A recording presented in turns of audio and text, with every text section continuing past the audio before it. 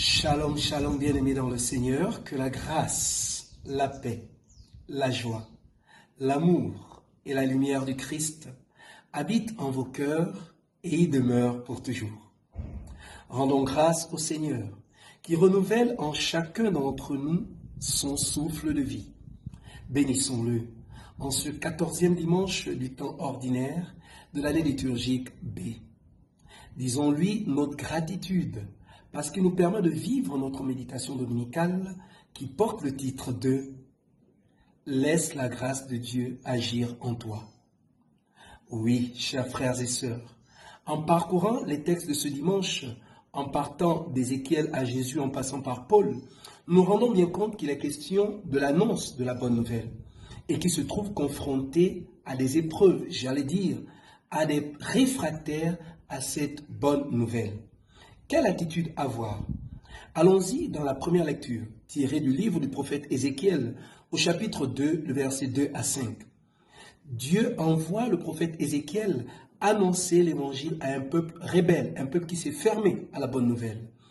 En fait, Dieu veut nous faire comprendre que notre travail n'est pas de convertir, ça c'est l'œuvre de l'Esprit.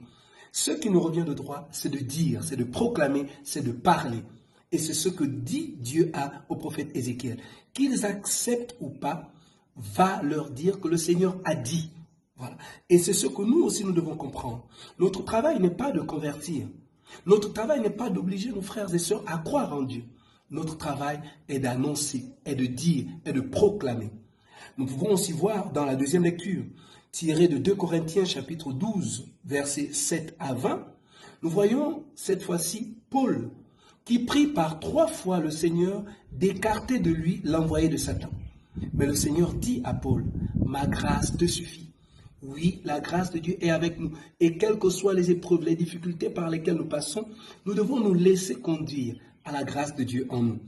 Jésus lui-même se trouve confronté dans l'évangile de Marc au chapitre 6, les 6 premiers versets, confronté à des personnes qui ne voient en lui qu'un simple charpentier, que le fils de Marie.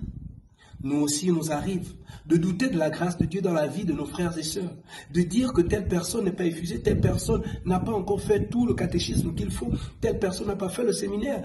Comment est-ce qu'elle peut faire telle ou telle autre œuvre? Laissons la grâce de Dieu agir en nous et dans la vie de nos frères et sœurs. Ce que nous avons à faire, c'est de demander à Dieu le discernement pour reconnaître son œuvre dans la vie de nos frères et sœurs.